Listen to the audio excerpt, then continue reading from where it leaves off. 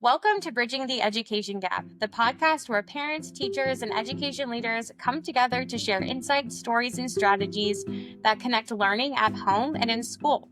Whether you're a parent navigating homework struggles, a teacher fostering classroom breakthroughs, or an education leader seeking innovative solutions, this is your space to learn, grow, and collaborate. Each week, we dive into real conversations about education, from tackling pain points to celebrating success stories, all with one goal: to bridge the gap and empower every child's learning journey. I'm your host, Jessica Shelley. Let's get started. Today, we're thrilled to have Heather Urbo with us, a special educator, researcher, and co-founder of Connected Classrooms. Heather brings a wealth of knowledge to the conversation with a deep understanding of autism, neurobiology, and the critical role that emotional regulation plays in student learning. Heather has spent years working to shift traditional behavioral models of education toward brain-aligned practices that truly address the needs of students, particularly those who are neurodivergent.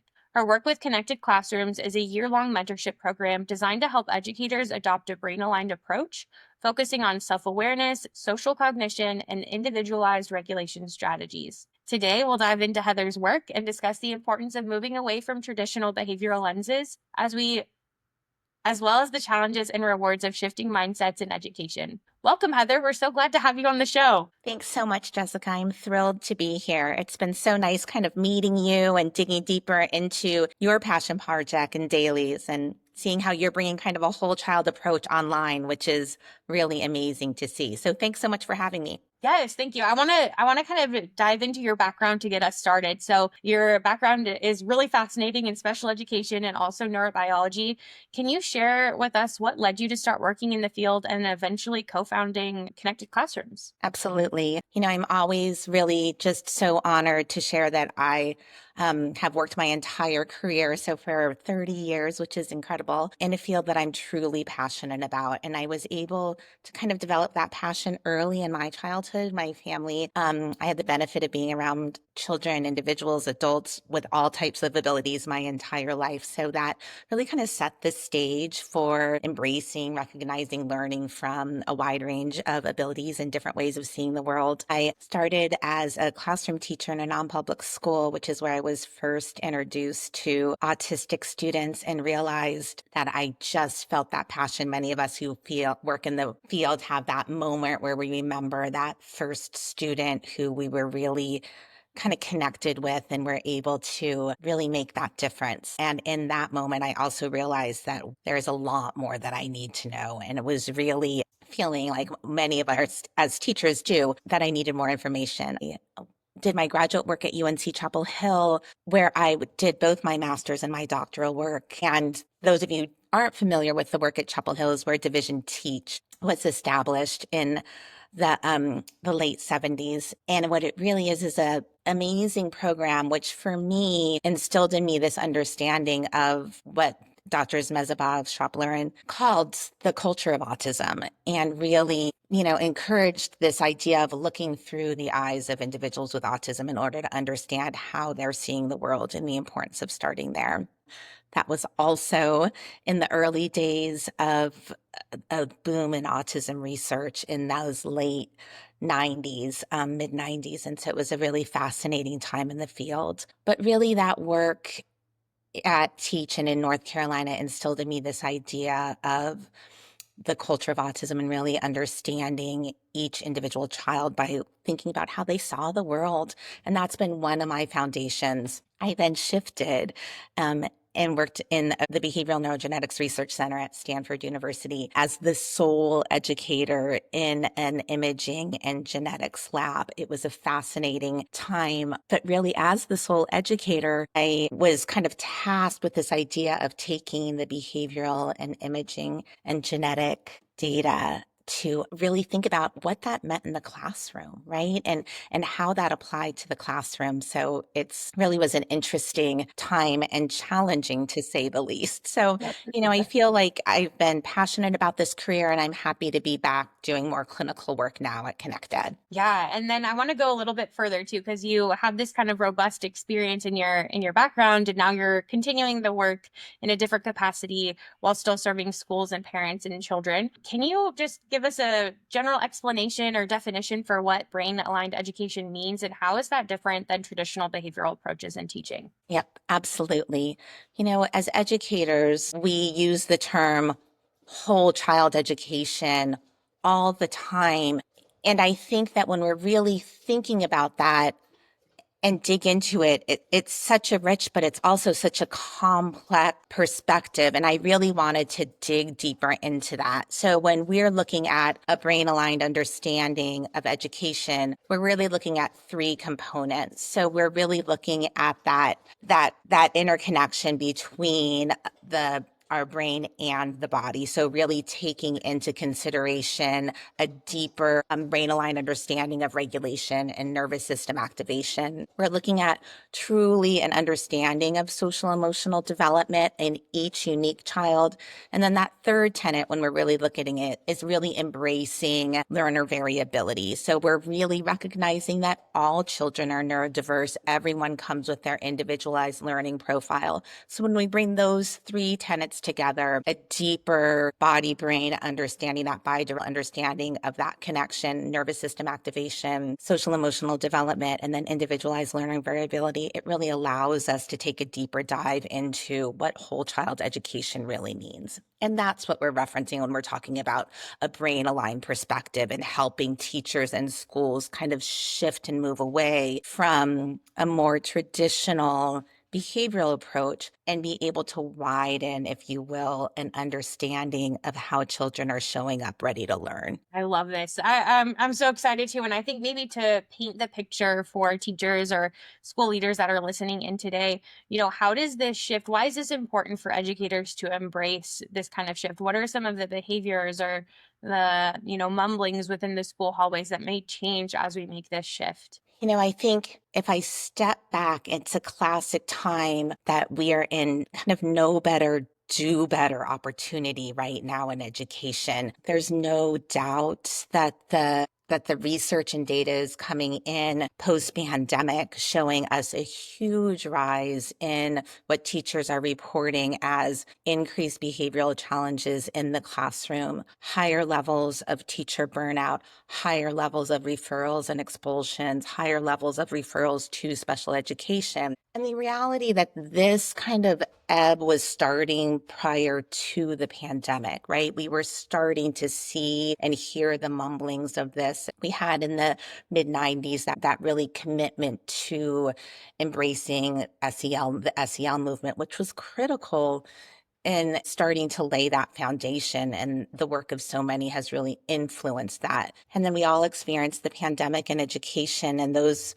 repercussions are still very alive in our experiences in the classroom today. And at ConnectEd, I'm in schools and classrooms every day partnering and working with educators. Educators are passionate about their work. This is a time when they're feeling like understanding that children are showing up differently in the classrooms. Our teachers have, our veteran teachers are saying things are different now. Things that used to work like magic no longer are working in our classrooms anymore. So there's an understanding that things have changed and that maybe now is the time that we're going to really have to shift because our tried and true strategies aren't working and we're really needing to do a deeper dive.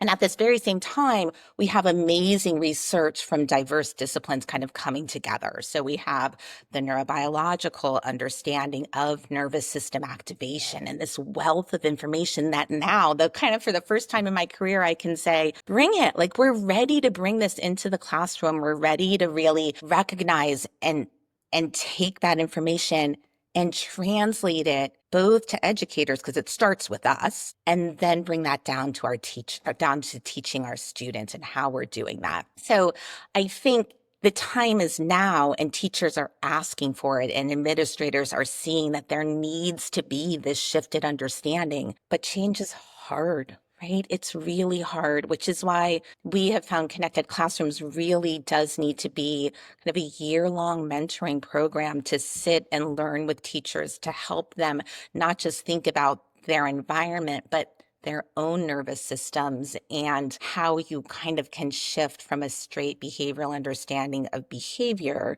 to a deeper understanding of how a child is able to show up and be available to learn and from your amazing lessons and what you have to offer in the classroom. Yeah, it's very clear that it feels like a warm hug. Like we're all in this together. We're all helping the child move forward. We're helping equip teachers with skills and resources to be reflective, but then also take action to help support the students in the classrooms. Can you share some examples of how Connected Classrooms has supported educators in making these shifts? Like maybe some specific stories about your work or impact that you've been able to carry out in schools? Yeah. Yeah. I mean, these are the best ones to really talk about. So the way Connected Classrooms, our full model works is that we are in the fall, we're coming in and teaching side by side with teachers in their classrooms. So we are providing a 15-week, the Power of Self-Awareness unit. And that really kind of sets that foundation for that deeper understanding of nervous system activation. And I'm thinking about a couple of our kindergartners who we've worked with in a school that we've had a relationship with for a couple of years. And there was a student, he was recognized as a twice exceptional learner. So he was a recognized neurodivergent student in a general education classroom.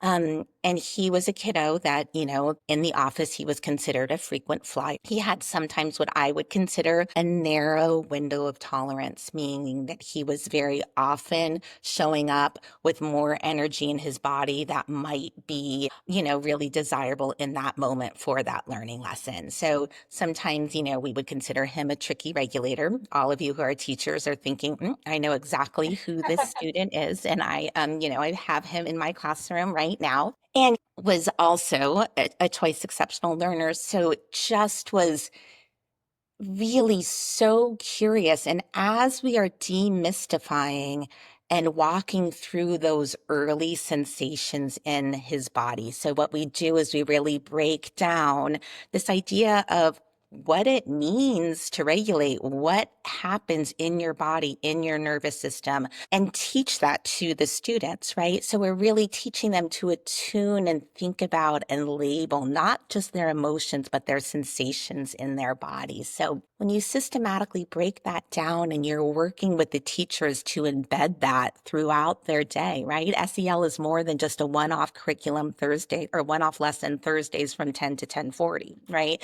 It needs to be woven throughout the day. So as we're teaching this learner about his body, you could kind of see that aha moment, and it was complex, right? What happened to him is that before he knew it, right, he was standing on the table and throwing pencils. He didn't have that kind of pause to take that breath or even listen to those early signs in his body. It was complex. That nervous system was moving quickly on him and derailing that logical thinking part of his brain, which he really valued, right? He really wanted you to know how smart he is, and he is very brilliant. And so it was fascinating over the course of that 12-week self-awareness lesson or unit where he was really eating it up. And you would see slowly he would start when he was doing his nervous system check-in and checking in, and he would say, I often have a lot of energy in my body, right? And he's starting to make up words and starting to label this. And the teachers then are also a bit are able to attune to what's going on in his body. So, right, no longer did he kind of go to 11, if you will, so quickly. There was that little pause both for him and his teacher where they were able to see, I'm seeing this elevated wiggle, or maybe it's a little bit more blurting, or those transitions are taking a little bit longer.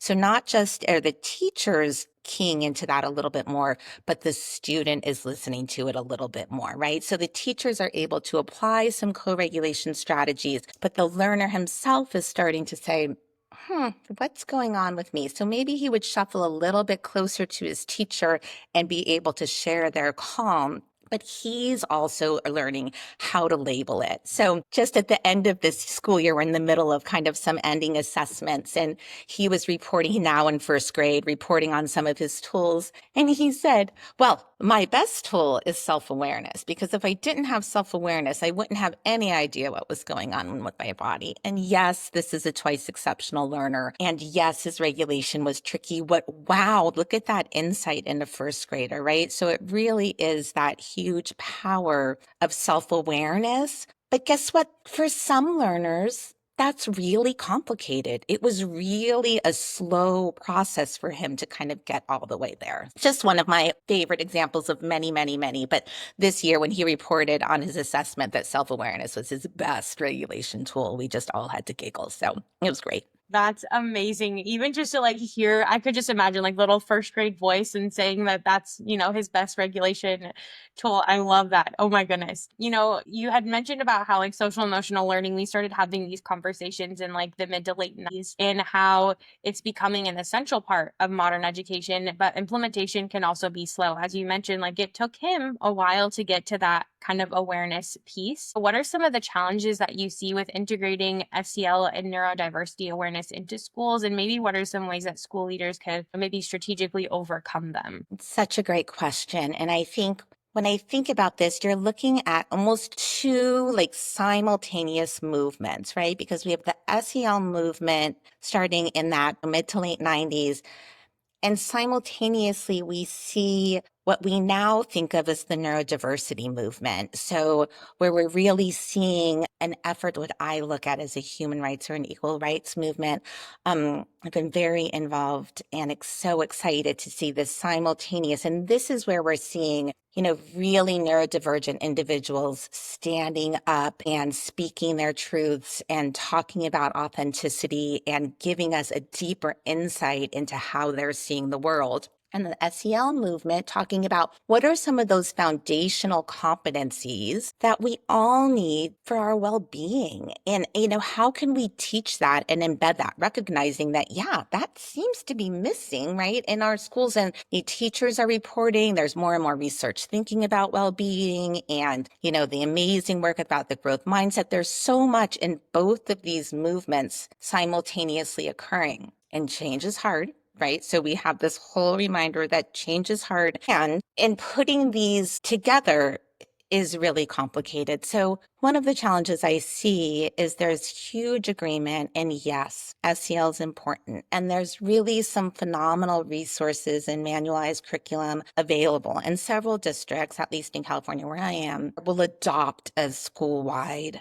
program that they're going to be using. And then it sits to the teachers, right? And so perhaps they carve out a block. But very often this idea of scope and sequence for an SEL program looks like this. The tone is looking really bad in center, so I'm going to do a lesson on tone. Or, wow, there's so much handsy behavior at every transition. We're going to do a lesson on personal space. And all totally valid and fantastic. Yet I think we miss that opportunity to do a deeper dive into, again, building self-awareness. We toss around these big words, self-awareness, social awareness, self-management, and 2 one-off lessons in those areas aren't going to touch all of our learners, specifically our kiddos, more and more who are coming in with some nervous system activation. Or another way I like to think about it is that perhaps many of our students are just showing up with a smaller window of tolerance. And I'm not interested in talking about the blame game, right? The parents or their kids are overscreened, or the parents aren't setting boundaries, or the teachers are burnt out, or the kids are just rude and disrespectful and not motivated. I'm not interested in that blame game,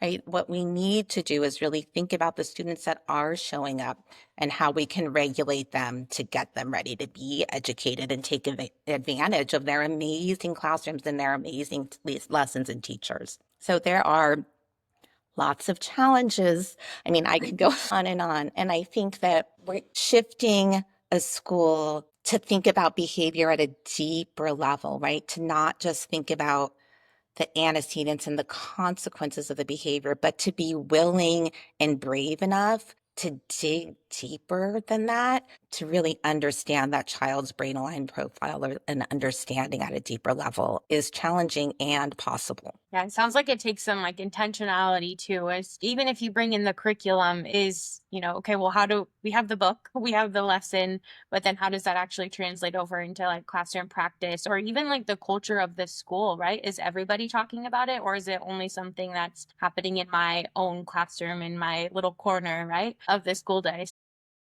I mean, I think you just you just nailed exactly right. You know, that what we talk to the teachers is that it's a culture of regulation. Yes, I'm a big believer in those beautiful, the reset areas or the break areas or the amygdala areas, right? Where you're really giving the children the space, but it's so much more than that, right? It really has to be a culture of regulation and intentionality where the teachers are comfortable touching and talking about that nervous system state and how the kids are showing up. And I think too, like one step further, like the leadership, right? Like if you're greeted by the principal that's, at the front doors at the beginning of the school day, checking in, how are you feeling? Like, what are some of those practical strategies that maybe school leaders listening in today could take to kind of start to create this culture that's supportive of these elements for students? Well, I think what we do know is that it has to start with the educators, right? And the work of Dr. Lori DeSadles is she's doing beautiful work, really thinking about working with administrators and thinking about how to really create that. Because if we know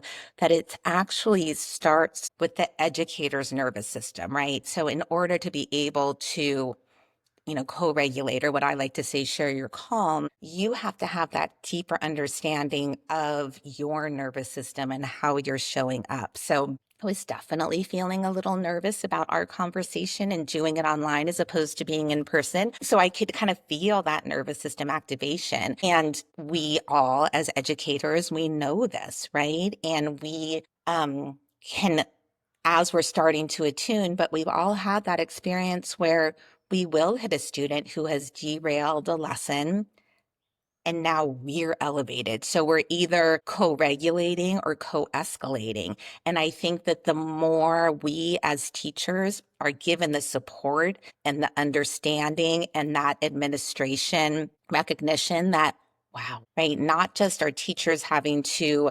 co-regulate with 25, 28, 30 kids in their class, we have to then provide an environment in which the teachers are able to take that breath and that's honored and validated and prioritized, because we know we can't educate until we regulate. And it's just a critical step that we often plow straight through and don't give enough attention to. Yes, Uh-oh. we're back. It's okay. So yeah, you were saying we got like we just plow straight through is where I can get cut for a sec. Okay. Awesome. Do you want me to go to the next? Do you want me to kind of transition? Okay. Yep. Yeah, I think so. You know, I can I can add one more just specific strategy that we always talk about. Sure. Yeah, go ahead. So one of the strategies that we often talk about modeling for our students of all ages, and typically we work with ages from K through 8th grade, is this idea of actually doing that intentional check-in. And there are several amazing programs. Ones that we often have used are the Zones of Regulation, who have a school-wide program and school-wide implementation. And there's beautiful, beautiful check-ins that have been developed by Autism Level Up. And I think Autism Level Up, sorry. More and more what we are finding is that what works for teachers is when they're given that autonomy to really think about that system, which one's going to work in their classroom, right? So we will talk to systems or teachers about the powers and the importance of setting those systems up and how those check-ins and why those check-ins are important. And when a check-in is actually working in a classroom, you will see the students throughout the day going back and changing where they are. So we use this as system in clinic as well. And so when the kiddos are able and recognize that all of their zones, if you will, of all of their emotions are valid, and we will be able to learn how to manage however you're showing up. So if you're showing up with high energy and you're letting us know you have that high energy, what can we do? Perhaps there are some focused attention practices that can bring us back, or perhaps the opposite is true. You're showing up with a low energy, right? You didn't sleep well, you didn't like breakfast, you're showing up with that low energy. How can we actually work with you to energize that body? So getting your body and brain ready to learn. But when students and teachers alike have that pause and that intentional check in, it's really giving everyone, again, that moment to be curious. Because when we're curious instead of reactive, we're really able to regulate. So that check in and of itself is a regulation tool and strategy. I love that practical sort of classroom application too. And I'm thinking back to my time as a first grade teacher, and we would do like a check-in in the morning as they're coming in. It was anonymous. Like I could tell when I saw their little faces kind of how they were doing, but that accountability and that self-awareness to kind of put an official check-in and up there. But I think, more of those transition times, like coming back from specials or coming back from lunch or from recess or getting ready towards the end of the day, or maybe you've done small group centers and you're transitioning towards something that's whole group. Those transitions might be a really good time, or like where you can be mindful of, okay, this is a good time for a quick check-in. Because I know that there's all of the pressures at play for classroom teachers too, where it's like, okay, I've got to get my math minutes, I've got to get my reading minutes. When am I going to fit when am I going to fit SEL in? And so any sort of strategies to kind of maybe combat some of those thoughts that teachers might be having. I think again, without a doubt, and this is what teachers say, I always fear that they're going to see me coming and think, oh, here she comes again. She's going to have me do one more thing. Right. And I think this is why we really feel like this partnership in the connected classrooms model is so critical, because we really are there working together with teachers. And I know that, what we say is that when teachers make that shift, they'll start coming back to us in our biweekly, what we call pod meetings, and, coming and saying, wait, I was curious and really watching this student and I noticed this. And then when they start noticing, because teachers love to teach, right? We're really desperate to put supports and strategies and tools and accommodations in place to help students learn. I think the other thing that I share with my teachers all the time is that building self-awareness is that first step to allowing a child to be able to self-monitor. And that's a really long process, right? So as teachers, or maybe all of us, especially in this day and age, we want that quick fix. So very often I'll come in to consult with a specific child or be working in a classroom and partnering and mentoring.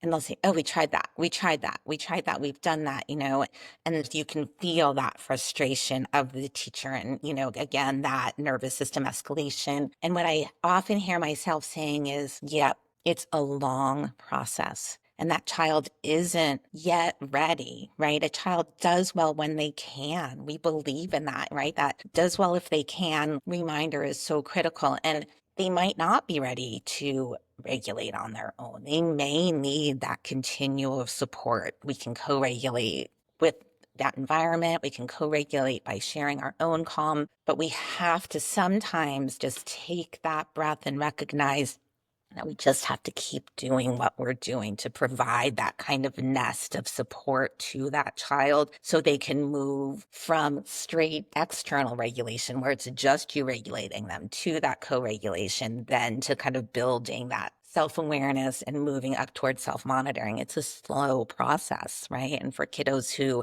find themselves to be reactive or their nervous system is complex, we just have to give them and ourselves that grace. Yeah, I think that's when it comes down back to that kind of culture, right, that you create within this school. Because even if you've been working so hard with this one student for the whole year, they're coming back from summer. And if they can build on some of those skills that they had the prior year, then maybe they're even set up a little bit better than they were, but it could even be multi-year, right? So the work has to be done as part of like the bigger culture, the bigger community is what I'm hearing, and kind of picking up some of my takeaways. Despite all of the challenges that Absolutely. schools might be facing, like implementation and things, you still remain optimistic about, the way that we're going to be moving forward, the way that we're going to be supporting kids. What progress are you seeing in the field as a whole, and where do you see this work kind of going in the future? I think this is an example of, where we're going. We're talking about it, and where there's more and more kind of air in this space where you hear teachers, we're no longer afraid to talk about the nervous system, right? We're talking about these different, deeper understanding of behavior and engagement. I think that that's really part of it. I get so excited. There's some, and teachers are coming and asking for supports and willing to try these shifted, and integrate and build these accommodations. Again, I'm so empowered by the neurodiversity movement and the voices of our neurodivergent adults and learners and students in so many ways. I learn every day from so many, many, many of our learners. You know, I think that as we are moving forward, being willing to, like we teach our students as educators, try new things and be comfortable, accept some discomfort as we're shifting towards a more brain aligned understanding of engagement, because it really is a gift both to teachers and students alike, right? Like really will move us. The research needs to happen. You see pieces of it happening, but from a holistic longitudinal approach to really think about operationalizing what a neuroaffirming classroom will look like, how we can take these practices and then study them year over year. That's hopefully coming. That's what I would like to see. I think that that's so critical. I feel like I have some interesting kind of early data looking at individual kiddos, and wow, look at how much that, EQ popped, and wow, look at how much they're, how many emotions they're able to label, what sensations they're able. So it's coming, but I don't feel like it's there quite yet. And I really feel that another big piece of it is going to be really those administrators being willing to give the teachers that autonomy to prioritize regulation, right? Exactly what you were saying, like maybe give that flexibility of if those instructional minutes need to decrease for that day, we have to regulate our students. It's far better to do that early work to prepare them and regulate before we educate. And so hoping that we can get that dialogue going and getting maybe some flexibility and autonomy for the teachers to prioritize regulation into their classrooms. Oh my So I gosh, think it's Heather, well, both thank you. Yeah, sorry, go research and ahead. policy. Yes, research and policy. Lots of work that's already been done, but of course, there's always more work to be done. And I love how you mentioned, like, we have to regulate before we educate. Like, I think that that's a really great, really clear, crisp takeaway from this episode is, this is something practical. This is something that's worthwhile. This is something that you're going to see better outcomes overall for your students and staff if you can prioritize this. And it doesn't have to be one more thing, right? It can be embedded into that culture. It can be embedded into that daily practice. Heather, I want to say thank you so much for sharing your experience, expertise, insights with us today. The work that you're doing at Connected Classrooms is truly groundbreaking, and it's inspiring to hear how you've been helping educators that are making this critical shift towards brain-aligned education. The impact, the stories that you've shared today too, that you've been having on students, particularly those who are neurodiverse, is tremendous. And just overall, this kind of movement with Connected Classrooms that you're creating and kind of pioneering forward. If you're inspired by Heather's work as much as we are, as much as I am, I can only sing your praises. Be sure to check out Connected Classrooms and see how their approach could maybe benefit your school or classroom. To our listeners, thank you for tuning in to another episode of Bridging the Education Gap. If you enjoyed this episode, be sure to subscribe and share it with others in your community. Join us next time as we continue to explore how educators and parents can work together to empower every child's learning journey.